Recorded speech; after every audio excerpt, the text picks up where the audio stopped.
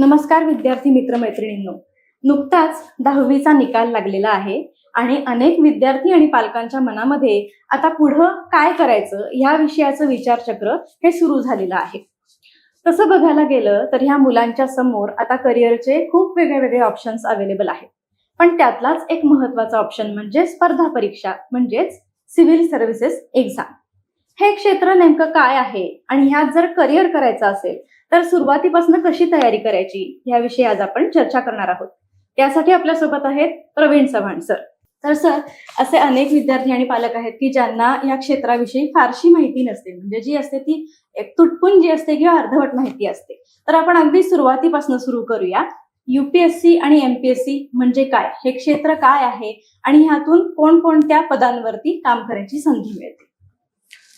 खरं तर अनेक विद्यार्थी असे आहेत की अनेक पालक असे आहेत की ज्यांना ह्या स्पर्धा परीक्षा खरं तर करायच्या आहेत, परंतु त्यांच्याकडे जी माहिती आहे ती अपुरी आहे, अर्धवट माहिती आहे. आता आपल्या आजूबाजूला आपण जर बघितलं तर एका बाजूला शासन आहे, दुसऱ्या बाजूला आपण सगळी सर्वसामान्य जनता आहोत. तर यांच्यामधला दुवा म्हणून जर कोणी काम करत असेल तर त्या नागरी सेवा किंवा समिती सेवा असतात. आता ह्या ज्या संधी सेवा आहेत त्या गेल्या अनेक वर्षांपासून ह्या दोन घटकांना समाजातल्या घरतं जोडण्याचं काम करतात आणि दोघांसाठी म्हणजे शासनाच्या वतीने त्या सेवा लोकांपर्यंत द्यायच्या आहेत, लोकांच्या गरजांची पूर्तता करायची आहे, लोकांच्या ज्या मागण्या आहेत त्या सरकारपर्यंत पोहोचवायच्या आहेत. यांच्यामध्ये अत्यंत चांगल्या प्रकारचा दुवा म्हणून जर कोणाकडे बघितलं जात असेल तर त्या संधी सेवकांकडे किंवा ह्या सिव्हिल सर्व्हिसेसकडे बघितलं जातं. आता ह्या ज्या सिव्हिल सर्व्हिसेस आहेत त्याच्यामध्ये मग केंद्राच्या सिव्हिल सर्व्हिसेस वेगळ्या आहेत, राज्याच्या सिव्हिल सर्व्हिसेस वेगळ्या आहेत आणि गेल्या अनेक वर्षांपासून खूप वेगवेगळे विद्यार्थी जे आहेत ते ह्या केंद्राच्या किंवा राज्याच्या परीक्षांची तयारी करताना आपल्याला दिसतात. मात्र नेमकेपणाने जर आपण ह्या समजून घ्यायच्या म्हटल्या तर तो प्रत्येकाचा वैयक्तिक पसंतीक्रम आहे की आपल्याला नेमक्या कोणत्या सेवांची तयारी करायची आहे, म्हणजे केंद्रासाठी करायची आहे का राज्यासाठी करायची आहे. आता केंद्रामार्फत ज्या सेवा केंद्रासाठी हव्या असतात त्याच्यासाठी युपीएससी मार्फत त्या वेगळ्या परीक्षा घेतल्या जातात. युपीएससी वर्षभरामध्ये खूप वेगवेगळ्या परीक्षा घेत असते. त्याच्यातली एक खूप कॉमन आणि सगळ्यांना माहिती असलेली जी परीक्षा आहे तिला आपण इंग्रजीमध्ये सिव्हिल सर्व्हिसेस एक्झामिनेशन म्हणजेच नागरी सेवा परीक्षा असं म्हणतो. पण ती एकमेव परीक्षा खरं तर नाहीये, त्यासोबत अनेक परीक्षा युपीएससी घेत असते. त्याच्या जोडीला राज्य लोकसेवा आयोग, आपण महाराष्ट्राचं जर उदाहरण घेतलं तर महाराष्ट्र शासनासाठी जे अधिकारी हवे असतात तर त्या अधिकाऱ्यांसाठी, त्या अधिकाऱ्यांच्या रिक्रुटमेंटसाठी मग महाराष्ट्र पब्लिक सर्व्हिस कमिशन म्हणजेच एमपीएससी त्या वेगळ्या परीक्षा घेत असतात. त्यांची पण एक नागरी सेवा परीक्षा आहे. त्याचबरोबर ते इतर खूप साऱ्या परीक्षा पण त्या निमित्ताने घेत असतात. गेल्याच आठवड्यामध्ये महाराष्ट्र शासनाने असं ठरवलेलं आहे की अगदी गट क पर्यंतच्या सरळ सेवा परीक्षा ज्या आहेत त्या सुद्धा आता एमपीएससी मार्फत कंडक्ट केल्या जाणार आहेत. म्हणजेच आता जर एखाद्या विद्यार्थ्याला राज्य शासनाच्या सेवेमध्ये जायचं असेल, मग ते अगदी गट क असेल, गट ब असेल किंवा गट अ असेल, तर त्यांना आता एमपीएससीची परीक्षा देण्याशिवाय पर्याय उरणार नाही. आणि अर्थात एमपीएससीची वेगळ्या परीक्षा आहेत. मग ती राज्यसेवेची परीक्षा आहे, अराजपत्रित गट पदांसाठीची परीक्षा आहे, गट क साठीची वेगळी परीक्षा आहे. त्याचबरोबर फूड सेफ्टी ऑफिसर्स असतात, ऍग्रिकल्चर ऑफिसर्स आहेत, फॉरेस्ट ऑफिसर्स आहेत, अगदी स्टॅटिस्टिकल ऑफिसर्स त्याच्यामध्ये आहेत, अगदी मेडिकल सायन्समध्ये किंवा गव्हर्नमेंट हॉस्पिटल्ससाठी लागणारे जे प्राध्यापक आहेत, तिथले डॉक्टर्स आहेत, त्यांची रिक्रुटमेंट सुद्धा एमपीएससी करत असते. म्हणजे एका बाजूला युपीएससी आहे, दुसऱ्या बाजूला एमपीएससी, आणि वर्षभर ते खूप वेगवेगळ्या प्रकारच्या परीक्षा घेत असतात. आणि जसं तुमचं ग्रॅज्युएशन आहे तशा संधी पण तुम्हाला त्या केसमध्ये उपलब्ध होताना दिसतात. जसं की आपण वैद्यकीय विद्याशाखेचा विचार करा, तुम्ही डॉक्टर आहात आणि तुम्हाला अगदी सरकारी सेवेमध्ये जायचं असेल तर तुम्ही अगदी युपीएससीची कंबाईंड मेडिकल सर्व्हिसेस देऊ शकता किंवा महाराष्ट्र आरोग्य सेवेची पण वेगळी परीक्षा तुम्हाला देता येते. अशा खूप वेगवेगळ्या परीक्षा त्याच्यामध्ये आपल्यासाठी आहेत. सिव्हिल सर्व्हिसेस ह्या ज्या आहेत त्या दोन्हीकडच्या खूप पॉप्युलर एक्झामिनेशन्स आहेत, पण त्याच्या जोडीला बाकी खूप सारे एक्झामिनेशन्स तुम्ही तुमच्या चॉईसनुसार किंवा तुमच्या आवडीनुसार देऊ शकता. सर, खरं 10वी आणि 12वी नंतर लगेचच या परीक्षांची तयारी करणं हे योग्य आहे का? आता परीक्षांची तयारी करणं म्हणजे खरं तर त्या परीक्षांचा अभ्यास करणं असं नाहीये. बऱ्याच पालकांना, बऱ्याच विद्यार्थ्यांना असं वाटतं की आम्हाला या परीक्षांची तयारी करायची म्हणजे आम्ही अगदी 11वी पासून त्या परीक्षेसाठीचं लागणारं पुस्तक आहे, त्या परीक्षेसाठी लागणाऱ्या नोट्स आहेत ते वाचायला पाहिजे. तर माझ्या दृष्टीने ह्या परीक्षांची तयारी करणं म्हणजे पुस्तक वाचणं किंवा नोट्स वाचणं नाहीच आहे. जर आपण 10वी किंवा 11वी 12वी नंतरचा विचार करत असू तर सर्वप्रथम आपल्याला निर्णय घ्यावा लागेल की मला ही परीक्षा द्यायची आहे. म्हणजे आपण उलट येईल, म्हणजे आपण निर्णय घेतला की आपल्याला ही परीक्षा द्यायची आहे. मग आता आपल्याला काय काय करावं लागेल त्यासाठी? परीक्षा द्यायची असेल तर त्याच्या आधी त्याचा अभ्यास करावा लागेल. त्याचा अभ्यास करायचा असेल तर त्याच्यासाठी आपल्याला चांगलं ग्रॅज्युएशन त्या केसमध्ये निवडावं लागेल. आणि एकदा का ग्रॅज्युएशन आपण चांगलं निवडलं तर ग्रॅज्युएशन करता करता मग आपल्याला ह्या परीक्षांची तयारी करता येणार आहे. दुसरी गोष्ट मी आवर्जून या ठिकाणी सांगेन की ह्या परीक्षांचं आपण जर एकंदर स्वरूप लक्षात घेतलं तर लाखो विद्यार्थी परीक्षांना जेव्हा प्रविष्ट होतात, अपीअर होतात, तर सगळे विद्यार्थी पास होतात का? तर नाही होत. अगदी त्याच्यामध्ये प्रमाण आपण जर काढलं तर युपीएससी मध्ये फक्त सिव्हिल सर्व्हिसेसचा विचार केला तर 1000 ऍस्पायरंट दरवर्षी पास होतात. एमपीएससी मध्ये दरवर्षी 400-500चे ऍस्पायरंट, 400-500च्या आसपास राज्यसेवेमध्ये ते ऍस्पायरंट पास होतात. बाकीच्या परीक्षांचा आकडा हा खूप मोठा आहे. मग यातले ठराविक विद्यार्थीच का पास होतात? तर त्यांच्या स्किल्समुळे पास होतात. त्यांच्याकडे असणारे जे काही कौशल्य आहे त्याच्यामध्ये आपल्याला या ठिकाणी पास होताना दिसतं. त्यामुळे जर तुम्ही 10वी नंतर किंवा 12वी नंतर याचा अभ्यास करण्याचा विचार करत असाल तर मी म्हणतो की सर्वप्रथम निर्णय घ्या की तुम्हाला ही परीक्षा द्यायची आहे. त्यासाठी तुम्हाला अगदी पुस्तक वगैरे वाचायला पाहिजेत असं आग्रह मी धरणार नाही.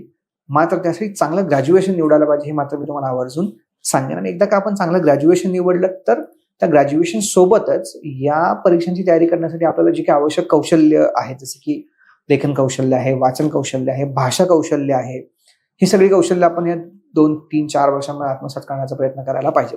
मग तुमचं ग्रॅज्युएशन चांगलं झालेलं आहे, तुम्ही खूप चांगल्या प्रकारची कौशल्य आत्मसात केले तर माझ्या दृष्टीने आता तुम्ही अभ्यासासाठी चांगले तयार झालेला आहात. एक ठराविक पुस्तक वाचायचे, ठराविक नोट्स वाचायचे आणि तुम्ही परीक्षा पास होणार आहे. सर, खरं आता तुम्ही निर्णय घेण्याविषयी म्हणलात, तर जर 10वीचा निकाल लागल्यानंतर टिपिकली बघायला गेलं तर 2 गट दिसतात आपल्याला विद्यार्थ्यांचे. म्हणजे एक गट हा असा असतो की ज्यांचं अगदी व्यवस्थित ठरलेलं असतं की त्यांना काय करायचंय, त्यांना व्यवस्थित क्लॅरिटी असते. म्हणजे ज्यांना आता डॉक्टरच व्हायचंय हे पक्क असेल तर सायन्स घेऊन, मेडिकल घेऊन त्यांच्या मार्गाने ते जातात. पण दुसरा गट जो असतो तो असा असतो आणि तो खूप मोठा आहे की त्या विद्यार्थ्यांचं फिक्स असं काहीही ठरलेलं नसतं. ते आजमावून बघत असतात गोष्टी आणि त्यांच्यामध्ये पोटेन्शियल असतं आणि त्यांना चांगलं काहीतरी करिअर करण्याची इच्छा मात्र असते, पण ते त्यांना क्रॅक करता येत नाही लवकर की नेमकं मी काय केलं पाहिजे. तर अशा विद्यार्थ्यांना काय सांगाल तुम्ही?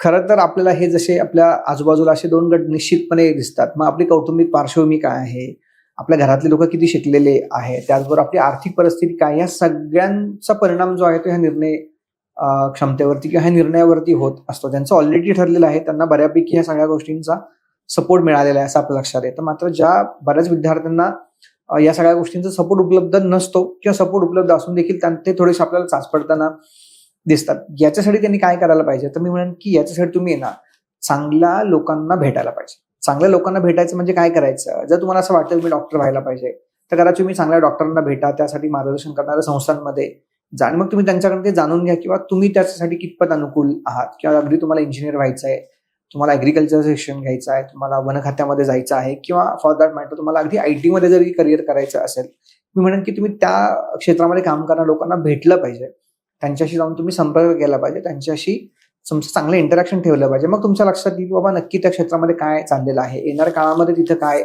घडामोडी घडतायत, मग त्याच्यानुसार आपण ते करिअरचा पर्याय निवडणं संयुक्तिक ठरणार आहे का, आपल्याला त्याचा फायदा होणार आहे का तोटा होणार आहे, हे पण तुम्हाला त्या निमित्ताने समजून घेता येईल. त्यामुळे मी या केसमध्ये असं सांगेन की आपण भेटलं पाहिजे आणि तुम्ही भेटून त्यांच्याशी जर एकदा तुम्ही चर्चा केली तर मला वाटतं की तुम्हाला बऱ्याचशा प्रश्नांची उत्तर मिळू शकतात. म्हणजे मला तर खूप सारे अनुभव असे येतात की ज्यांना स्पर्धा परीक्षा करायची असे पालक असतात, विद्यार्थी असतात, ते बऱ्याचदा कन्फ्युज्ड झालेले असतात. त्यांना आपण बोलवतो, त्यांच्याशी आपण संवाद साधतो. अगदी अर्धा-पाऊण तास जेव्हा आमची सखोल त्या विषयावरती चर्चा होते, मग त्यांच्या मनातले बरेचसे प्रश्न आहेत त्या सगळ्या प्रश्नांची उत्तर त्यांना मिळालेली आहेत, अगदी स्वच्छ असं मार्गदर्शन त्यांना मिळालेलं असतं. मग आपण पुढे काय करायला पाहिजे याचा जवळपास त्यांचा निर्णय आता त्या ठिकाणी होत असतो. त्यामुळे मी या केसमध्ये तुम्हाला आवर्जून असं सांगेन की तुम्ही भेटलं पाहिजे, तुम्ही बोललं पाहिजे.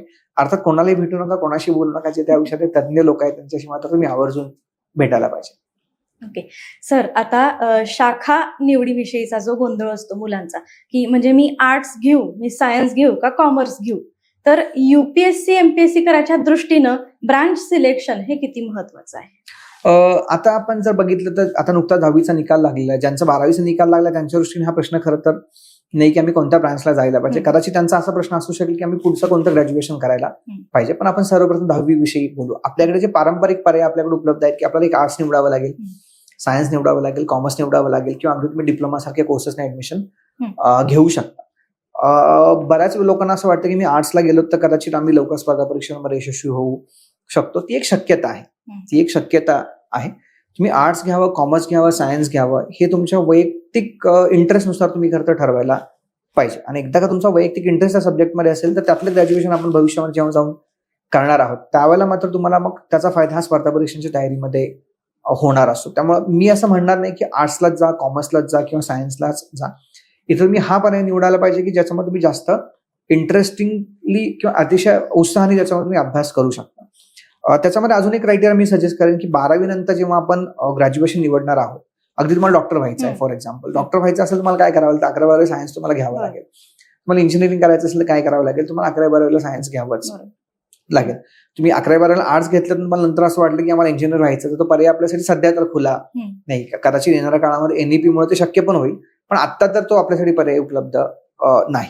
हा, असं होऊ शकतं की तुम्ही 11वी सायन्स केलेल्यानंतर तुम्हाला असं वाटलं की मला बीए ला ऍडमिशन घ्यायचं, बीकॉमला घ्यायचंय, तर तो पर्याय आपल्याकडे सध्या उपलब्ध आहे आणि असं आपल्याला बऱ्याचदा विद्यार्थी करताना पण दिसतात. पण तुम्ही आर्ट्स घेतले किंवा कॉमर्स घेतल्यानंतर तुम्ही ग्रॅज्युएशनसाठी एखादा सायन्स बेस्ड कोर्स निवड करता, हे मात्र प्रॅक्टिकली आपल्याकडे शक्य नाही. त्यामुळं आर्ट्स, कॉमर्स, सायन्स तुम्ही प्रत्येकाच्या चॉईसनी खरं तर निवडायला पाहिजे. मला वैयक्तिक विचारलं तर कदाचित मलाच ऍडमिशन घ्यायची असेल तर मी म्हणेन की मी 11वी सायन्स करायला पाहिजे. त्याचं कारण असं आहे की 11वी आपण सायन्समध्ये ज्या गोष्टी शिकतो त्या परत गोष्टी आपण शिकण्याची शक्यता कमी असते. समजा मला पुढे सायन्समध्ये करायचं असेल तर प्रश्नच नाही की मी सायन्सचा मला तो फायदाच होणार आहे. परंतु समजा मी 12वी नंतर आर्ट्स किंवा इतर कुठल्या विद्याशाखेला जायचं म्हटलं तर 11वी-12वी मी जे सायन्स शिकतो त्याचा मला स्पर्धा परीक्षेला पण फायदा होणारच असतो. शिवाय माझं एक जनरल अंडरस्टँडिंग पण त्याच्यामुळे खूप चांगलं झालेलं असतं. कारण नंतरच्या टप्प्यावरती मी कधीच त्या 11वी-12वीच्या सायन्सच्या पर्यायाचा विचार करत नाही. त्यामुळे मला जर निर्णय घ्यायचा असेल मी कदाचित 11वी-12वी सायन्स घेईल आणि कदाचित त्याच्यानंतर माझा विद्याशाखा बदलायची असेल तर मी तो निर्णय घेऊ शकेल.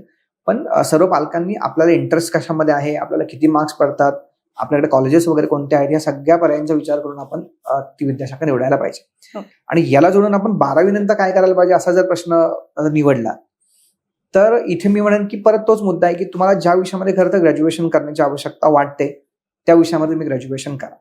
तुम्ही युपीएससीचा निकाल बघितला तर त्या निकालामध्ये तुमच्या असं लक्षात येतं की पास होणाऱ्या विद्यार्थ्यांमध्ये डॉक्टर्स आहेत, इंजिनियर्स आहेत, आर्ट्स ग्रॅज्युएट आहेत, ऍग्रिकल्चरचे स्टुडंट आहेत, फार्मसीचे ग्रॅज्युएट्स आहेत, अगदी कॉमर्सचे ग्रॅज्युएट्स आहेत. म्हणजे खूप वेगवेगळ्या फील्ड्स मधले लोक तुम्हाला ह्याच्यामध्ये दिसतात.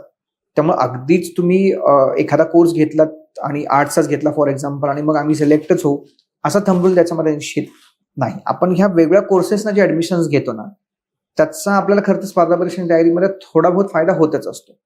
आणि तो फक्त अभ्यासाचा होतो असं नाही तर कदाचित तो स्किलचा असतो. म्हणजे उदाहरणार्थ डॉक्टर एखादा विद्यार्थी तो एखादा सायन्स इंजिनिअरिंग सारखं किंवा ऍग्रिकल्चर सारखा जर कोर्स करत असेल तर त्याच्यामध्ये तुमची एंगेजमेंट खूप जास्ती असते. एंगेजमेंट जास्ती असते म्हणजे काय असतं, तुम्हाला खूप काळ कॉलेजमध्ये राहावं लागतं, प्रॅक्टिकल्स असतात, सबमिशन्स खूप सारे असतात आणि त्यामुळे आपण आपल्याला तशा पद्धतीने ट्रेन करत असतो की नाही मला सबमिशन्स करायचे आहेत, मला प्रॅक्टिकलला जायचं आहे. तर आपली कॅपॅसिटी त्यामुळे एक्सपांड होत असते आणि ह्याचा फायदा तुम्हाला हा खरं तर तयारीमध्ये होत असतो.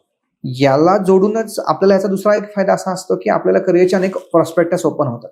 उदाहरणादाखल आपण जर घेतलं, तुम्ही डॉक्टर आहात तर तुम्हाला कंबाईंड मेडिकल सर्व्हिसेस एक्झाम देता येते, आरोग्य सेवा महाराष्ट्र शासनाची त्याची एक्झाम देता येते, त्याच्या जोडीला आपल्याला सिव्हिल सर्व्हिसेसची एक्झाम पण देता येते. पण हाच कॅन्डिडेट जर कॉमर्स किंवा आर्ट्स असेल तर तो सिव्हिल सर्व्हिसेस एक्झामिनेशन देऊ शकणार आहे, एमपीएससीची पण देणार आहे, युपीएससीची पण देणार आहे, पण त्याला मेडिकल सर्व्हिसेसमध्ये जाता येणार नाही. अर्थात जर स्टुडंट कॉमर्स असेल तर त्याला अगदी महाराष्ट्र म्हणजे एमपीएससीचा आपण विचार केला तर त्याच्यामध्ये संचालक वित्त सेवा जे आहेत, महाराष्ट्र वित्त व लेखा सेवा हे पद आहे ते फक्त कॉमर्स ग्रॅज्युएट लोकांसाठीच आजकाल हे कंपल्सरी आहे. म्हणजे त्या पदावरती जायचं असेल तर मी कॉमर्स ग्रॅज्युएट असणंच खूप आवश्यक आहे. म्हणजे काही पदांच्या विशिष्ट अशा शैक्षणिक अर्हता पण त्याच्यामध्ये नमूद केलेल्या आहेत. त्यामुळं तुम्हाला जर वेगळे ऑप्शन्स पण सिव्हिल सर्व्हिसेस बरोबर चेकआउट करायचे असतील तर तुम्हाला तुमच्या आवडीचं ग्रॅज्युएशन घ्यायला पाहिजे असा आग्रह मी धरला. अगदी इंजिनिअरिंगचा जर तुम्ही विचार केला तर अगदी महाराष्ट्र शासन म्हटला किंवा अगदी केंद्र सरकार जरी म्हटलं तर केंद्रामध्ये सुद्धा इंजिनियर्स हवे असतात, शासनाला देखील इंजिनियर्स हवे असतात. मग त्याच्या वेगळ्या इंजिनिअरिंग सर्व्हिसेस पण आपल्याकडे आहेत. मग तो देखील आपल्या दृष्टीने एक चांगला पर्याय असू शकतो. त्यामुळे ग्रॅज्युएशन निवडताना असं निवडा की ज्याच्यामध्ये तुम्हाला इंटरेस्ट आहे, शिवाय तुमच्यासाठी खूप सारे ऑप्शन्स ओपन होणार आहेत. तुम्ही बीए केलं, बीकॉम केलं, बीएससी केलं, ऍग्रिकल्चर केलं, मेडिकल सायन्स केलं, इंजिनिअरिंग केलं, फार्मसी केलं, फॉर दॅट मॅटर आर्किटेक्चर केलं, तुम्ही काहीही केलं तरी पण तुम्हाला सिव्हिल सर्व्हिसेस एक्झाम देता येणार आहे. पण त्याचबरोबर जर तुम्ही एखादं स्पेसिफिक ग्रॅज्युएशन केलं असेल तर त्या रिलेटेड मात्र एखादी ऍडिशनल एक्झाम तुम्हाला देता येणार आहे. त्यामुळे तुम्ही ग्रॅज्युएशन निवडताना ह्या क्रायटेरियाचा पण निश्चितपणे विचार करायला पाहिजे असं मला वाटतं, जेणेकरून तुमच्यासमोर पर्याय खूप सारे उपलब्ध होणार आहेत. ओके सर, ग्रामीण भागातली जी मुलं असतात तर त्यांना वेगवेगळ्या प्रकारचे न्यूनगंड असतात. एकतर त्यांचं मातृभाषेतनं शिक्षण झालेलं असतं, मराठी माध्यमातनं शिक्षण झालेलं असतं आणि इंग्रजी नीट येत नसतं. शिवाय त्यांना असंही एक वाटत असतं की मी ॲव्हरेज विद्यार्थी आहे, काही ना असं वाटतं की मी अगदीच जेमतेम मार्क पाडणारा आहे किंवा मी अजिबात हुशार कॅटेगरीमध्ये नाही आहे. पण सर, खूप असे विद्यार्थी असतात की ज्यांनी खूप बिकट परिस्थिती पाहिलेली असते, खूप स्ट्रगल्सचा आणि अडचणींचा सामना केलेला असतो. त्यामुळे त्यांना त्यांच्या आई वडिलांसाठी काहीतरी करायची खूप इच्छा असते. म्हणजे आपल्याकडे संतोष खाडेंचं एक उदाहरण आहे की जे आपल्या युनिकमधनंच मार्गदर्शन घेऊन DYSP झालेले आहेत. त्यांचे आई बाबा हे ऊस तोडणी कामगार होते आणि त्यांच्या भाषणातलं एक खूप लक्षवेधी असं वाक्य होतं की मला माझ्या आई बाबाच्या हातातला कोयता बंद करण्यासाठी अधिकारी व्हायचं होतं. तर ही अशी जी मुलं असतात, तर त्यांच्या मनामध्ये एक प्रकारची अस्वस्थता असते, द्विधा असते आणि न्यूनगंड असतो. म्हणजे मला कलेक्टर बनायचंय, पण हे माझ्याच्यानं होईल का, असा एक अंडर कॉन्फिडन्स जाणवतो. तर अशा मुलांना तुम्ही काय सांगाल? खरं तर दोन गोष्टी याच्यामध्ये आहेत. एक तर अस्वस्थता आहे आणि दुसरा न्यूनगंड आहे. ती अस्वस्थता मी समजू शकतो, कारण साधारणतः त्याच पार्श्वभूमीतून आम्ही सगळेजण आलेलो असल्यामुळं त्या प्रकारची अस्वस्थता मी समजू शकतो. पण ह्या अस्वस्थतेला आपल्याला खरं तर एका पॉझिटिव्ह एनर्जीमध्ये कन्व्हर्ट करावी लागेल आणि आपले प्रयत्न आणि आपण जे कष्ट करणार आहोत त्या कष्टाच्या माध्यमातूनच आपली परिस्थिती बदलणार आहे आणि आपली अस्वस्थता दूर होणार आहे, ह्याची खुणगाठ खरं तर सगळ्यांनी आपल्या मनाशी बांधायला पाहिजे. हा एक मुद्दा आहे. दुसरा मुद्दा त्या केसमध्ये न्यूनगंडाचा जर असेल ना, तर मी म्हणतो की स्वाभाविक आहे, वेगळ्या पार्श्वभूमीमुळे वेगळ्या परिस्थितीमुळे आपल्याला तो जाणवतो.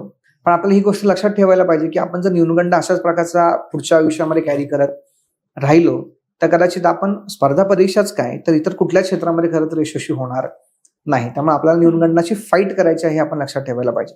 त्यासाठी अगदी स्पर्धा परीक्षाच नव्हे, तुम्ही इतर करिअरचं कुठलंही क्षेत्र निवडलं तरी पण तिथे आपल्याला ह्या दोन समस्या असणारच आहेत. एक तर ती अस्वस्थता असणार आहे, प्लस न्यूनगंड पण असणार आहे.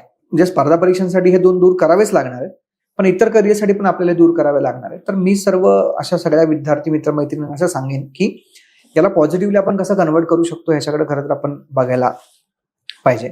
आपल्याला ही परिस्थिती बदलायची आहे, असा एक ध्येयनिश्चिती आपल्याला करावी लागणार आहे.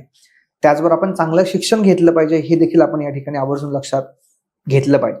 चांगल्या शिक्षणामुळे तुम्हाला खूप साऱ्या संधी उपलब्ध होतात आणि खूप मोठा एक व्यासपीठ आपल्याला त्यानिमित्ताने उपलब्ध होत असतं. खूप चांगल्या लोकांच्या आपण संपर्कात जातो, त्यामुळे आपण चांगलं शिक्षण घेण्याकडे भर द्यायला पाहिजे. शिक्षणामध्ये प्रवेश मिळणं, त्याची फी भरणं, बाकी सगळ्या ह्या ज्या अडचणी आहेत, तर खूप साऱ्या वेगळ्या शासनाच्या योजना आहेत, त्या माध्यमातून आपल्याला ती अडचण देखील आता दूर करता येते. मात्र आपण चांगलं शिक्षण घेण्याचा निश्चय बाळगायला पाहिजे.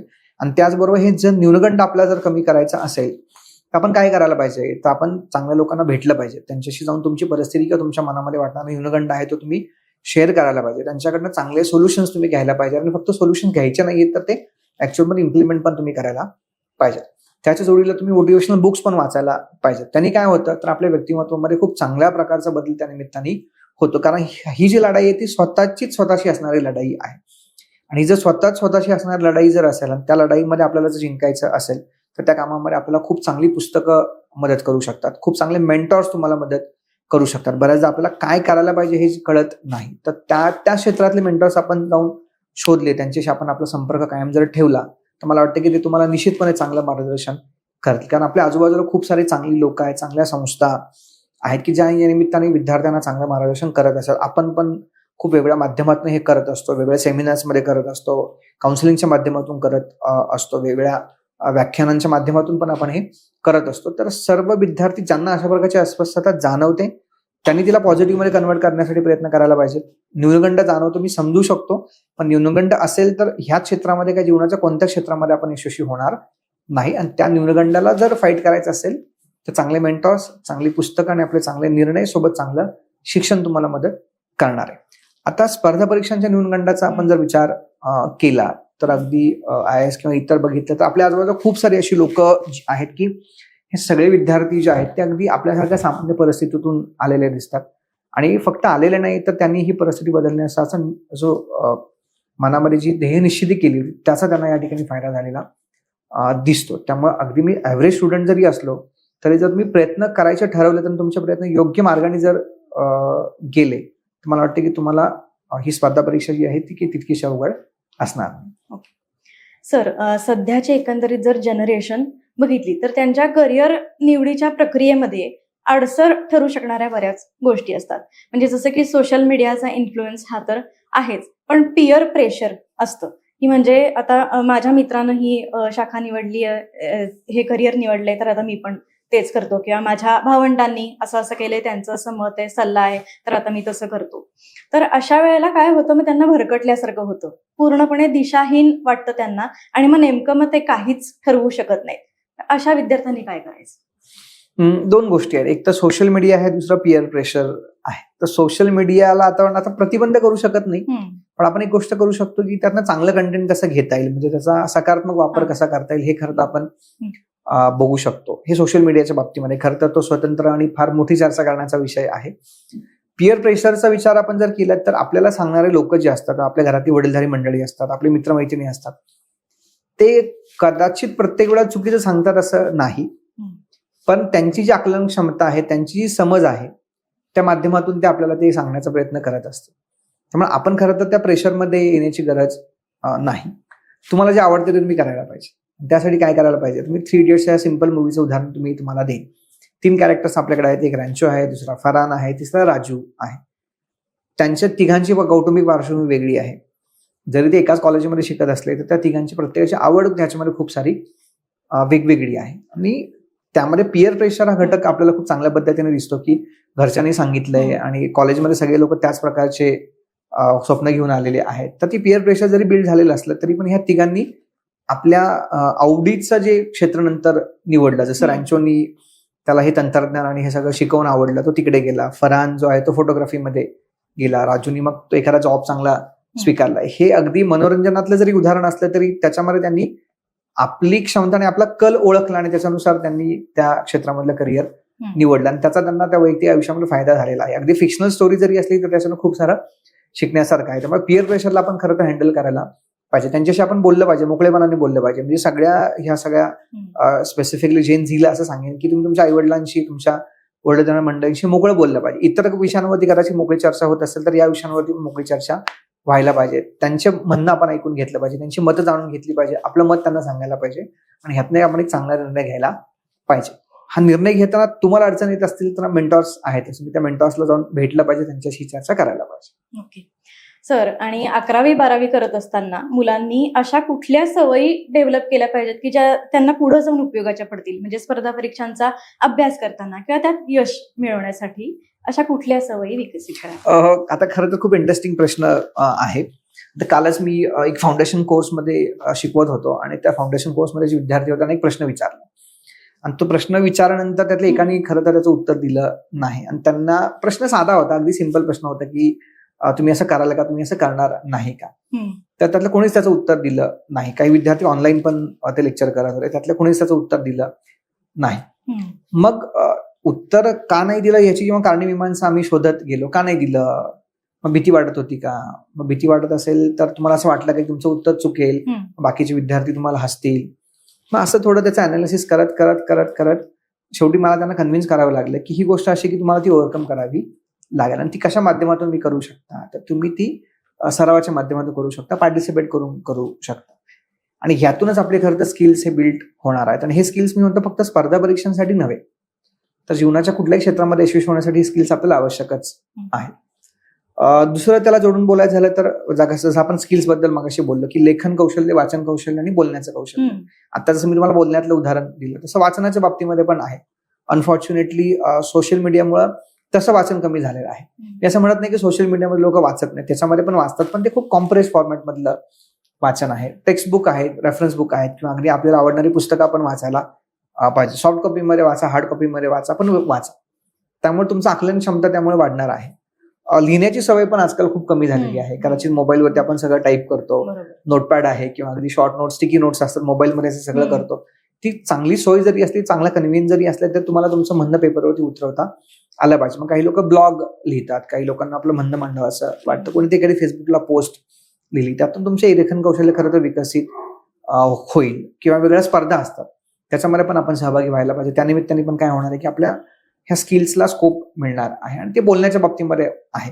11वी-12वी नंतर जेव्हा तुम्ही कॉलेजला जाल तर कॉलेजच्या प्रत्येक इव्हेंटमध्ये खरं तर तुम्ही सेलिब्रेट करायला पाहिजे, पार्टिसिपेट करायला पाहिजे. आपल्या 3 years बॅचमध्ये आपण आवर्जून ते सांगत असतो मुलांना की तुम्ही कॉलेजला आहात तर मग तुम्ही आवर्जून ह्या सगळ्या पर्यायांचा विचार करा, स्टेजवरती जा, तिथे बोलण्याचा प्रयत्न करा. थोडीशी भीती वाटेल, थोडंसं तुम्हाला धैर्य एकवटावं लागेल, पण एकदा का तुम्ही ती भीती मोडली तर मात्र तुम्हाला नंतर स्काय इज द लिमिट असणार आहे. त्यामुळे त्या पर्यायाचा आपण निश्चितपणे विचार करायला पाहिजे. ओके सर, असं म्हणतात की स्पर्धा परीक्षांची तयारी करणं म्हणजे जुगार खेळण्यासारखं आहे. म्हणजे जुन्या पिढीतली अशी माणसं आहेत की मी स्वतः हे ऐकलेलं आहे त्यांच्या तोंडात. तर अगदी म्हणजे साहजिकच आहे सर, कारण की एवढं अनसर्टन्टीजनी भरलेलं हे क्षेत्र आहे. परीक्षा एवढी डायनॅमिक आहे, म्हणजे जगातल्या सगळ्यात अवघड परीक्षांपैकी एक अशी समजली जाते. तर पालकांचा हा पर्टिक्युलरली हा कन्सर्न असतो की मुळात मग यश मिळेल का नाही हे आपल्याला माहित नाही, मग माझ्या पाल्यानं ह्यात उडी मारावी का नाही, तुम्हाला काय वाटतं? खरं तर ही सगळ्या पालकांची चिंता आहे, सगळ्या विद्यार्थ्यांची पण चिंता आहे आणि ती मी समजू पण शकतो. कारण खूप सारे विद्यार्थी परीक्षेला बसतात, त्यातले पास होणारे खूप थोडे आहेत. पण आपण ही गोष्ट आवर्जून लक्षात घ्यायला पाहिजे, स्पर्धा परीक्षा आहे, त्यामुळे त्याच्यामध्ये बाय डिफॉल्ट स्पर्धा असणारच आहे. त्यामुळे आपल्याला हे मनामध्ये अगदी ठामपणे सांगावं लागणार आहे, ठरवावं लागणार आहे की आपण स्पर्धा परीक्षामध्ये जातोय, याचा अर्थ दोन्ही शक्यता आहेत. आपण सिलेक्ट होणार आहोत की आपण सिलेक्ट होणार नाही. त्यामुळे ती शक्यता गृहीत धरूनच आपल्याला खरं तर चालावं लागेल. पास होणारे विद्यार्थी खूप कमी आहेत, त्याच्या जोडीला न पास होणाऱ्यांची संख्या खूप जास्त आहे. अगदी नंबर तो भीतीदायक आपल्याला वाटतो. पण गेल्या 16-17 वर्षांचा माझा अनुभव असा आहे की याच्यामध्ये खूप सारे विद्यार्थी असे असतात जे अमॅच्युअर्स असतात. म्हणजे तो दिसताना आकडा खूप मोठा दिसतो, पण प्रत्यक्षात जी लोक सिन्सिअरली प्रिपेअर करतात आणि जी खरंच ते ह्या परीक्षेमध्ये करिअर करू इच्छितात यांची संख्या मुळात कमी आहे. ऍब्सोल्यूट नंबर मोठा आहे, अगदी तुम्ही युपीएससीचे फॉर्म भरण्याची संख्या काढली ती हजारापेक्षा जास्त जाते. पण तुम्ही जर तसं बघायला गेलात तर ऍक्च्युअल मध्ये जे सिन्सिअरली प्रिपेअर करतात ते अगदी 50,000च्या आसपासच असतील असं मला वाटतंय. आणि त्यातले 12,000 तर लोक, 14,000 लोक तर मेन एक्झामिनेशन लिहायला जातात. तेवढी कॉम्पिटिशन तर आपल्याला तेवढी तयारी करावी लागेल. आणि आपण जर स्पर्धा परीक्षा करायचं नाही म्हणालो तर इतर क्षेत्रांमध्ये आपल्याला असं काही रेड कार्पेट नाही की तुम्ही आला तर तुमचं स्वागत आहे, तिथे स्पर्धा नाही असं पण नाही. त्यामुळे स्पर्धाही असणारच आहे, तुम्ही हे निवडा किंवा ते निवडा, स्पर्धा ही बाय डिफॉल्ट असणारच आहे. आपण किती काळ त्या स्पर्धेमध्ये टिकू शकतो याचा प्रत्येकाने अंदाज घ्यायला पाहिजे. म्हणजे आपल्याकडे खूप सारे स्टुडंट आहेत की अगदी 3 अटेम्प्ट देतात, 4 अटेम्प्ट देतात आणि आपलं नाही झालं तर आपला पर्याय बदलतात. आणि नुसता ते पर्याय बदलत नाही तर त्याच्यामध्ये त्यांनी खूप चांगलं यश मिळवलेलं पण आपल्याला दिसतं. अशी अनेक उदाहरणं मी तुम्हाला खरं तर देऊ शकतो. दुर्दैवाने काही विद्यार्थी बराच काळ ह्या प्रोसेसमध्ये राहतात, तर ते प्रत्येकाने ठरवायला पाहिजे की आपल्याला किती काळ या प्रोसेससाठी द्यायचा आहे. कारण याच्या पलीकडे पण खूप सारे ऑप्शन्स आपल्याला उपलब्ध होतात. आणि मी असं म्हणत नाही की स्पर्धा परीक्षेच्या बाहेरच्या आहेत, ते स्पर्धा परीक्षांमधून पण आहेत, फक्त आपल्याला कदाचित वेगवेगळ्या कारणांमुळे माहिती झालेली नसतात किंवा आपण त्या गांभीर्याने किंवा सिन्सिअरली त्याच्याकडे बघत नाही. त्यामुळे ह्या परीक्षेचं नावच स्पर्धा परीक्षा आहे, त्यामुळे ह्याच्यामध्ये स्पर्धा असणं हे खूप स्वाभाविक आहे. त्यामुळे आपल्याला हे ठरवावं लागेल की आपण येतोय तर तेवढी मेहनत करण्याची आपली तयारी असायला पाहिजे. ऑन द अदर हँड तुम्ही ह्या क्षेत्राकडे येत नाही आहात याचा अर्थ तुम्हाला दुसऱ्या क्षेत्रामध्ये स्पर्धा नाही असं नाही, तिथे पण ती असणार आहे. तुम्हाला तुमची कॅपॅसिटी बिल्ड करावी लागेल, तुम्हाला तुमची क्षमता आहे ती बांधावी लागेल. आणि क्षमता बांधण्यासाठी मला वाटतं सगळ्यात उत्तम जर मार्ग कुठला असेल तर स्पर्धा परीक्षा हाच आहे. कारण खूप वेगळ्या प्रकारच्या क्षमता याच्यामध्ये बिल्ड होतात, अगदी अकॅडमिक कॅपॅसिटीज बिल्ड होतात, एखाद्या परिस्थितीला कसं सामोरं जायचं ही क्षमता बिल्ड होते, एखाद्या म्हणजे अनफेवरेबल सिच्युएशन मध्ये पण कसं तग धरून राहायचं, आपला कॉन्फिडन्स कसा ठेवायचा, सगळ्यांना बरोबर कसं घेऊन जायचं ही क्षमता पण या निमित्ताने विकसित होत असते. त्यामुळं स्पर्धा असणारे हे गृहीत धरूनच आपण या स्पर्धेमध्ये आलात तर मला वाटतं की तुमचा यातला जे काही प्रवास आहे, यातली जी जर्नी आहे ती तुम्हाला खूप सोपी ठरणार आहे. सर, शिवाय प्लॅन बी सुद्धा तयार ठेवा असं सांगितलं जातं, म्हणजे त्याचंही प्रेशर येतं काही मुलांना आणि पालकांना सुद्धा. प्लॅन बी असायलाच पाहिजे, पण प्लॅन बी कधी येणार आहे, तो प्लॅन ए नंतर येणार आहे. सो बी हा एच्या नंतर येणारा आहे आणि फक्त प्लॅन बीच कशाला, मग तो CDE का नाही. म्हणजे साधी गोष्ट आहे, तुम्हाला एका ठिकाणी दुसऱ्या ठिकाणी जायचं आहे तर आपण ऑलरेडी ते प्लॅन केलेलं असतं की मला एसटीने जायचं आहे, एसटी नाही मिळालं तर मला खासगी वाहनाने जायचं, खासगी वाहन नाही झालं तर मला माझ्या वाहनाने जायचं, त्याने नाही जायचं मला सायकलने जायचं, सायकलने जायचं मला चालत जायचं. पर्याय खूप सारे आहेत, फक्त प्लॅन बीच नाही, CDE असे खूप सारे ऑप्शन्स आहेत, पण त्याच्या आधीचा प्लॅन ए आहे. आता बऱ्याच लोकांची गल्लत कशामध्ये होते माहिती का, की त्यांना असं वाटतं की आमचा स्पर्धा परीक्षा प्लॅन ए आहे आणि प्लॅन बी काय आहे तर त्याचा त्यांनी विचार केलेला नसतो. तर ही चूक आपल्याला इथं करायची नाही. आपला प्लॅन बी काय असायला पाहिजे ह्याचा विचार आपण प्लॅन ए पूर्वी करायला पाहिजे, पण तो एक्झिक्यूट आपल्याला प्लॅन ए नंतर करायचा हे लक्षात ठेवायला पाहिजे. अगदी तुम्हाला असं वाटलं की मला मी डॉक्टर होईल, किंवा जर मी UPSC MPSC मध्ये सिलेक्ट नाही झालो तर मी डॉक्टर म्हणून काम करणार आहे, तर असा तुमचा प्लॅन बी असेल तर त्यासाठी तुम्हाला आधी डॉक्टर व्हावं लागेल ना. म्हणून तुम्हाला ग्रॅज्युएशन चांगलं निवडावं लागेल. म्हणून मागाशी मी तुम्हाला असं म्हणालो की स्पर्धा परीक्षा करण्याचा निर्णय घेतल्यानंतर आपल्याला सगळ्यात चांगली गोष्ट काय करायची आहे, चांगलं ग्रॅज्युएशन निवडायचं आहे. मग अगदी सोप्या शब्दात सांगायला जर झालं तर स्पर्धा परीक्षा अस्तित्वात नाहीतच असं आपण 1 मिनिटासाठी इमॅजिन केलं तर तुम्ही तुमच्या आयुष्यामध्ये काय कराल, ते तुमचं ग्रॅज्युएशन असायला पाहिजे. जर स्पर्धा परीक्षा जर नसतील आणि मला असं वाटतं की नाही मी काहीतरी डॉक्टर होतो, इंजिनियर होतो किंवा मी फार्मासिस्ट होतो, तर तुमचं ग्रॅज्युएशन ते असायला पाहिजे. आणि ते जर एकदा तुमचं ठरलं की मग मध्ये तुम्हाला स्पर्धा परीक्षेचा ऑप्शन त्या केसमध्ये मिळणार आहे. त्यामुळे ग्रॅज्युएशन निवडताना खूप चांगलं निवडायचं आहे. तोच तुमचा स्ट्रॉंग प्लॅन बी असणार आहे. आणि तो ऍक्टिव्हेट कधी करायचा हे मात्र आपण आपल्या सोयीने ठरवू शकतो. मी 2-3 वर्ष दिल्यानंतर तो कदाचित ऍक्टिव्हेट करेल. कोणाच्या घरी व्यावसायिक पार्श्वभूमी असेल तर ते कोणी व्यवसाय करू शकतं, कोणी वकिली करू शकतं, कोणी इतर प्रकारचे व्यवसाय करू शकतं. म्हणजे मी खूप सारे स्टुडंटचे विशेषतः बघितलेले आहेत, ते करतात, काही काळ केल्यानंतर त्यांना यश नाही मिळालं की मग त्यांनी अशी खाजगी क्षेत्रांमध्ये गेलेले आहेत, कोणी IT कंपन्यांमध्ये गेलेलं आहे, कोणी लॉ प्रॅक्टिसमध्ये गेलेलं. आम्ही खूप सारे पर्याय त्यांनी आपापल्या लेवलवरती एक्सरसाइज केलेले आहेत, कोणी व्यवसाय सुरू केलेला आहे. प्रत्येकाने आपल्या क्षमतेनुसार आपल्याला मिळणाऱ्या सपोर्टनुसार तो पर्याय निवडलेला आहे. त्यामुळे प्लॅन बी चा निर्णय हा प्लॅन ए सोबत घ्यायचा आहे, मात्र ऍक्टिव्हेट प्लॅन बी हा नंतर करायचा आहे. पण तो असायला पाहिजे ह्या मताशी मी सहमत आहे. पण डोक्यात हे घेऊन चालायचं की प्लॅन ए सक्सेसफुल नाही झाला तर तो प्लॅन बी असायला पाहिजे. सर, आता 10वी झालेल्या मुलांचे जे पालक असतात तर त्या पालकांनी नेमकी कशी भूमिका घ्यायला पाहिजे? कारण यांचं असं होतं की आपल्या मुलासाठी काय करू आणि काय नको अशी त्यांची अवस्था असते. म्हणजे हे एक ब्रोशर आणलं, हे एक माहिती पत्रक आणलं, ह्या एक कोर्सचं काहीतरी आणलं, तर अशा वेळेला माहितीचा भडीमार होतो त्या मुलांवरती आणि मग त्याचं प्रेशर येते त्यांना. तर पालकांनी नेमकी काय भूमिका घेतली? माहितीचा भडीमार होणं स्वाभाविक आहे, माहितीचंच जग आहे. त्यामुळे अशा प्रकारची माहिती उपलब्ध होणं मी म्हणतो की खूप सहज आणि नैसर्गिक आहे. थोडंसं आपण आपला कल तपासला पाहिजे, काय आहे तो. बाजारामध्ये अनेक कल चाचण्या पण उपलब्ध आहेत, तुम्ही एखादी कल चाचणी पण करून घेऊ शकता. अगदी तंतोतंतपणे नाही, पण साधारणतः आपण कोणत्या दिशेला जायला पाहिजे ह्याची तुम्हाला त्याच्यामध्ये एक साधारणतः आयडिया येऊ शकते. ते एक तुम्ही करू शकता. त्याच्या आधारे तुम्ही वेगळ्या कोर्सेसची माहिती घेऊ शकता. त्या क्षेत्रातल्या एक्सपर्ट लोकांना, मेंटर्स लोकांना जाऊन तुम्ही भेटू शकता. ते तुम्हाला या निमित्ताने खूप चांगलं गायडन्स करू शकता आणि मग तुम्ही ते ठरवू शकता. आणि अगदीच फार तुम्ही कन्फ्युज होत असाल तर सगळ्या पालकांना माझं एक सांगणं आहे, फार कन्फ्युज होत असेल तर सरळ 11-12 तुम्ही ऍडमिशन घेऊन टाका. शक्यतो सायन्समध्ये घ्या आणि त्याच्यानंतर परत तुम्हाला 2 वर्षाचा वेळ मिळेल काय करायला पाहिजे. 12वी नंतर आपण ह्या सगळ्या पर्यायांचा विचार करू शकतो. अगदीच तुम्ही कन्फ्युज होत असाल तर मग तिथे पण तुम्हाला हे सगळे कल चाचणी, अगदी मेंटर लोक, एक्सपर्ट लोकांशी संपर्क, हे सगळे ऑप्शन्स तुम्हाला त्या निमित्ताने खुले असतील. बरोबर सर, कारण की त्यांना कसं 11वी-12वीचं तसं बघायला गेलं तर बफर टाइम मिळतो, बफर टाइम मिळतो. 2 वर्षाचा बफर टाइम आहे आणि खरा निर्णय हा 12वी नंतरच जास्त संयुक्तिक ठरणार आहे. त्यामुळे अगदी फारसा गोंधळ होत असेल तर मी हे करू शकतो. पण जे पालक सजग आहेत, इन्फॉर्म्ड आहेत, त्यांना हा प्रॉब्लेम येत नाही. पण ते सरसकट नाही, कौटुंबिक पार्श्वभूमी, आर्थिक पार्श्वभूमी, ह्या सगळ्या गोष्टींचा त्याच्यावरती खूप स्वाभाविक परिणाम होत असतो. तर सर, आता ज्या मुलांची 12वी झालेली आहे आणि त्यांचा ग्रॅज्युएशनचा जो काही पाथ असेल तो पण त्यांचा ठरलेला आहे, ग्रॅज्युएशन करत करत UPSC आणि MPSC ची तयारी कशी करायची? आता जर ज्यांचं ठरलेलं आहे की आता आम्हाला ग्रॅज्युएशन आम्ही कुठलं करणार आहोत आणि त्याचबरोबर त्यांचं हे ठरलेलं की आम्हाला 3-4 वर्षानंतर स्पर्धा परीक्षा द्यायची आहे, तर त्यांच्यासाठी दैनिक अकॅडमीचा आपला जो खूप पॉप्युलर आणि चांगला असा जो कोर्स आहे तो 3 वर्षाचा कोर्स आहे, जो तुम्हाला कॉलेज करत करतच या परीक्षांची तयारी संदर्भात मार्गदर्शन करतो.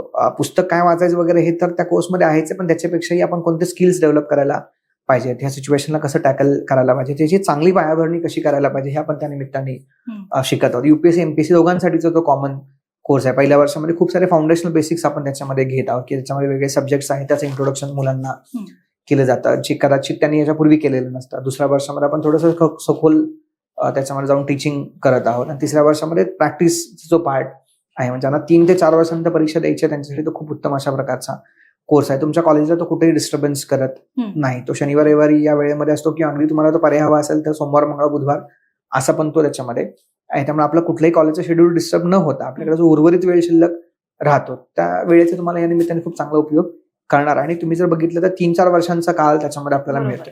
मग ते मी म्हणतो की तुम्ही स्पर्धा परीक्षा देताना 3-4 वर्ष हा कोर्स केला, तुम्हाला कळालं की आपण देऊ शकतो, तुम्ही चांगली तयारी केली, तुम्ही यशस्वी होणार आहात.